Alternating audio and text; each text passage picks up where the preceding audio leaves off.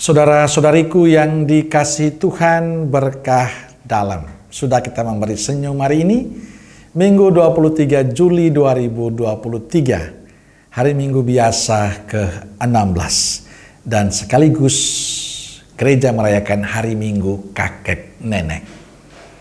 Mari kita awali permenungan kita hari ini dengan tanda kemenangan Kristus, dalam nama Bapa dan Putra dan Roh Kudus. Amin. Permenungan kita diambil dari Injil Matius bab 13 ayat 24 sampai 30. Yesus membentangkan suatu perumpamaan lain lagi kepada mereka. Katanya, hal kerajaan sorga itu seumpama orang yang menaburkan benih yang baik di ladangnya. Tetapi pada waktu semua orang tidur, datanglah musuhnya menaburkan benih lalang di antara gandum itu, lalu pergi. Ketika gandum itu tumbuh dan mulai berbulir, nampak jugalah lalang itu. Maka datanglah hamba-hamba tuan ladang itu kepadanya dan berkata, "Tuan, bukankah benih baik yang Tuan taburkan di ladang Tuan? Dari manakah lalang itu?" Jawab tuan itu, "Seorang musuh yang melakukannya." Lalu berkatalah hamba-hamba itu kepadanya, "Jadi, maukah Tuan supaya kami pergi mencabut lalang itu?" Tetapi ia berkata, "Jangan, sebab mungkin gandum itu ikut tercabut pada waktu kamu mencabut lalang itu.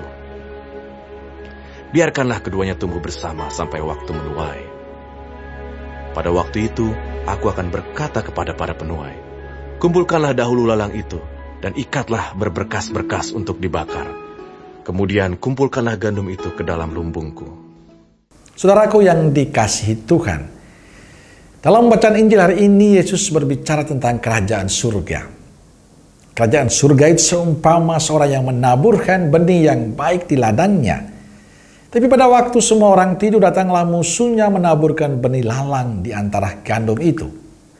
Lalu ia pergi. Ketika gandum tumbuh dan mulai berbulir, tampak jugalah lalang itu. Menariknya, Tuhan sang pemilik ladang membiarkan benih baik dan lalang itu tetap tumbuh bersama. Ia tidak memisahkan benih baik dari hibitan lalang yang merusaknya. Pemisahan baru saja terjadi pada waktu menuai. Bagi kita perumpamaan ini memang terasa aneh. Kita punya kecenderungan ingin memisahkan benih yang baik dengan lalang. Kita pasti akan mencabut lalang agar benih baik bertumbuh dengan baik. Tapi Tuhan tidak. Tetap membiarkan benih baik dan lalang tumbuh bersama. Saudaraku yang dikasihi Tuhan, inilah realitas kehidupan kita. Bahwa di tengah kehidupan kita ada orang baik dan ada orang yang tidak baik. Semua tinggal bersama.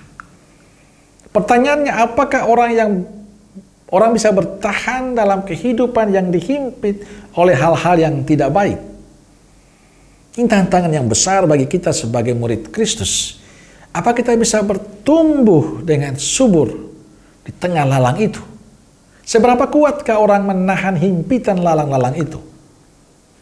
Sebagai seorang murid Yesus yang diajak, yang diwarisi oleh kehidupan Yesus, yang hidup jujur, benar, adil, baik, mau melayani, apa kita kuat hidup di tengah lalang ketidakbaikan?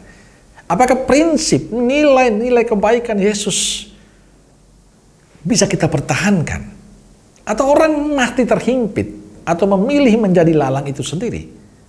Saudaraku yang dikasihi Tuhan, kita akan tetap hidup bersama dengan lalang-lalang itu. Hanya ada dua pilihan, menjadi bagian dari lalang itu, terhimpit mati, atau menjadi lalang itu sendiri. Ataukah kita tetap menjadi benih-benih baik yang tumbuh dengan subur dan menghasilkan buah kebaikan kebenaran di tengah lalang itu? Tentu diharapkan kita tetap menjadi pribadi yang kokoh, pribadi yang kuat dalam bahkan menjadi garam dan terang di tengah-tengah ketidakbenaran. Kita mampu menjadikan yang tidak baik menjadi baik, yang tidak benar menjadi benar, yang curang menjadi adil, yang ingin dilayani menjadi mau melayani. Supaya kita tetap menjadi benih yang baik, kuncinya sederhana. Datang dan menyatu dengan Yesus. Maka saya berharap semua kita tetap selalu dekat dengan Yesus, supaya nilai-nilai iman kita mampu kita wujudkan dalam kehidupan kita. Hari ini gereja merayakan hari kakek nenek. Saya merasakan bahwa inilah kesempatan yang perlu kita bangun terus-menerus. Banyak kakek nenek kita yang begitu setia mewartakan kebenaran, kebaikan Tuhan kepada kita. Dan semoga semangat mereka yang begitu setia mencintai Kristus sampai tua juga menjadi semangat kita untuk mewariskan kebaikan-kebaikan itu, menghidupi kebaikan-kebaikan Yesus di tengah-tengah lalang yang begitu tumbuh dengan suburnya, agar kita mampu menjadi benih yang subur yang menghasilkan buah kebaikan bagi banyak orang. Amin. Semoga Allah yang Maha Kasih memberkati saudaraku sekalian, Bapa, Putra, dan Roh Kudus. Amin. Roh Kudus Nazaret, doakanlah kami. Amin. Berkah dalam.